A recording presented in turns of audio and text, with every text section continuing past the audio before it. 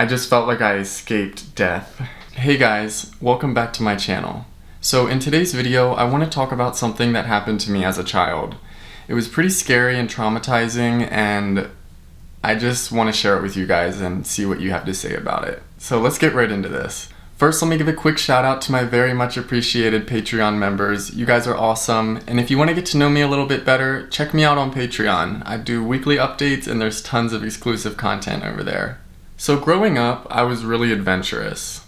I spent a lot of time outside. I didn't really have a lot of video games or indoor activities that I was interested in, so I was into things like riding my bike and playing in the creek and climbing trees and stuff like that. And sometimes I was alone, but most of the time I had neighborhood friends or friends from school to play with. So my parents were actually divorced, and I mainly lived with my dad, which is where I went to school and where all of my friends were, and then I would spend the weekends with my mom, who lived 2 towns over from my dad. I would spend a lot of time outside, and this included when I was at my mom's house. I would usually bring my bike with me from my dad's and, ride around my mom's neighborhood. And she lived close to a park that I really enjoyed, so I would ride my bike down there a lot.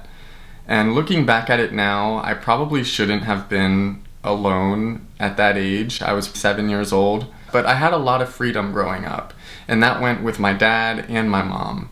I didn't have any helicopter parents, so I had a lot of room to be creative and to kind of grow into myself and find myself, even from a young age. My bike was my best friend. I spent probably 80% of my waking time on my bike, and it was just super fun. I think I was really fascinated with how quickly I could get somewhere on my bike. As simple as that sounds, you know how when you're a kid, it's the little things that just really excite you. But I would ride my bike around and I would act like it was a car and, like a race car and on a racetrack. Now, my mom lived in a city and my dad's house was in a country town, so there was lots of farmland and just open space and just room to breathe. And my mom lived in more of a city area. It wasn't like an inner city, but it wasn't exactly a suburb either. So let's just say it was a city. So there was lots of houses, lots of people close together, lots of traffic all the time. And that was something that I wasn't used to, but I got more comfortable with it as I was spending more time with my mom. In the beginning, I was a little nervous to go out and play on my own when my neighborhood friends were available, but I got so bored that, I would push myself and force myself out of my comfort zone, and that's when I began to ride down to the park and find little alleyways to play in, because that was a cool thing that I really liked about where she lived. There was lots of little alleyways and like secret little streets and stuff, and it was just really fun to play in those as a child and, ride my bike up and down them. And I had little RC cars I would play with. One of my favorite things to do was to ride down to the park, which was probably, I'm gonna say like 10 blocks from my mom's house. So I'd ride my bike down there, and the park was really cool. It had a lot of like walking trails and like humps and different little like sharp turns and stuff and bridges that you could ride your bike on. So I would pretty much treat that like a racetrack and just zoom all through it, probably 10 times in a row before I got tired. And then I would go home. But let's get into the day that this situation happened.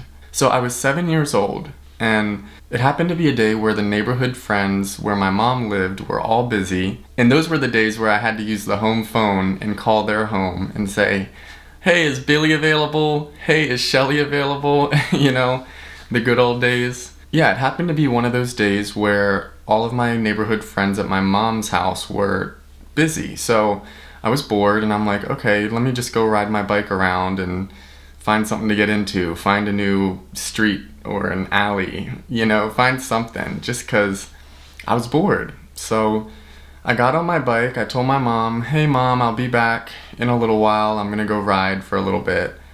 And she's like, okay. So she was doing her thing. I think she was probably cleaning or something that day. So that day, I leave her house and I'm riding my bike. I have no clear direction of where I'm going. And so I'm trying my hardest to remember this, but again, I was 7, so it's not the easiest to try to pick my own mind, but I do have some things written down here that will help me jog my memory. But I remember it being about 5 minutes into my adventure that I got this feeling, and I turned around and I saw this white car. It was a Crown Vic, like a police car. That's what I remember it being, like a Crown Victoria. It was white and it had darker windows, but you could still see through them. But it looked beat up. It looked like a beat up car, like it had seen better days. So I'm just like, okay, let me keep riding my bike. But I'm just expecting this car to pass me because cars drive faster than bikes. So that's just what you're expecting as you see a car behind you. And I'm just like waiting and waiting and waiting, and this car is still creeping behind me. So my senses are kind of starting to tingle, and I start riding my bike a little faster. And then all of a sudden, the car zooms up and then pulls up probably like 3 parking spots ahead of where I am on the sidewalk. So not far at all, but he does it in a very aggressive manner, and it was startling to me as a child because I could see the car, and like, you know how when you stop really quickly, the car still shakes with the momentum. It was like that. And it was just like, whoa, as a kid, I thought I was about to get arrested or something, I don't know. But I also knew that strangers are dangerous, and, don't talk to strangers, don't give in to free candy or anything like that.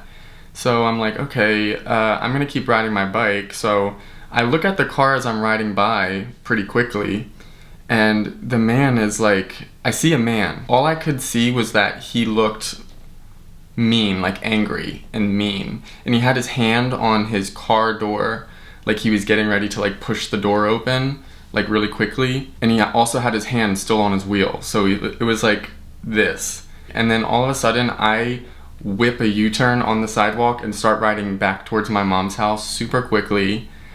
All of a sudden, he zooms, and I hear the tires squeak. He zooms and makes a U-turn in the middle of the road, starts following me. So now he's on the opposite side of the road from where I am, on this side of the sidewalk.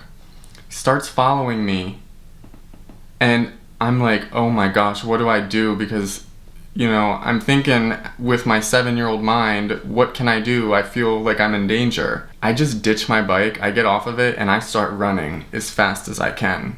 Because I was a soccer player too, so I knew how to run at least, and I knew that I could run pretty quickly. So I left my bike in the middle of the sidewalk, and I was just like, whatever, and I kept running and running and running. I didn't even look back to see where the car was. I just ran to make sure I got back to my mom's house. And as soon as I got there, she was like, what's wrong? What's wrong? And I was like, I started crying, and I was scared, and I could barely even speak. And then finally I told her, and she gave me a hug, and she was very startled as well. But after that day, I was scared. I did not play alone at my mom's house after that. At my dad's house I did, but at my mom's, I did not want to go through a situation like that again because I felt like I was going to die, It was scary, and that was very traumatizing to me. My mom and I still talk about that to this day. So I think that if I didn't get off my bike, things could have went a lot differently, especially because you can only go so fast on a little bike, and it didn't have gears or anything. It was just a BMX bike. I think me deciding to get off of that bike and run back to her house saved my life. My mom and I walked back to get my bike, and it was still there in the middle of the sidewalk, and I remember seeing it there because I was thinking like, oh no, somebody is gonna steal my bike. It's not gonna be there when I get back. It was there. So I was just, I was so relieved by that because I just felt like I escaped death. And I still think about that situation to this day. There's certain triggers that come up that will make me think about that because I was truly running for my life, and I've never had a situation like that, even to this day, except that one where I felt like I was running for my life or my life was in danger. So it's sad. It's so sad that there's scary monsters in this world that you have to watch out for, and you can't just enjoy nature and enjoy fresh air as a young kid. You have to be constantly looking over your back and wondering like, oh my gosh, is this person trying to kidnap me? I wanted to share that with you guys because I think it is a great example of how valuable life is. It's also a great example of why you should value every single day, and you should just be thankful of where you are in your life. Even if you want bigger and better things, those will come, but be thankful of where you are. The possibilities are endless on both sides when it comes to success as well as tragedy and turmoil. Like I said, be thankful, try to spread as much positivity as you can, give back to others, and just be a good person. So I hope you guys enjoyed this video. I know it was a short story, but there's really not much to it. I just wanted to share this experience with you because it's a lot, you know, and it's another thing that I'm getting off my chest. Thank you guys so much for watching this video, and I'll see you in the next one. Bye.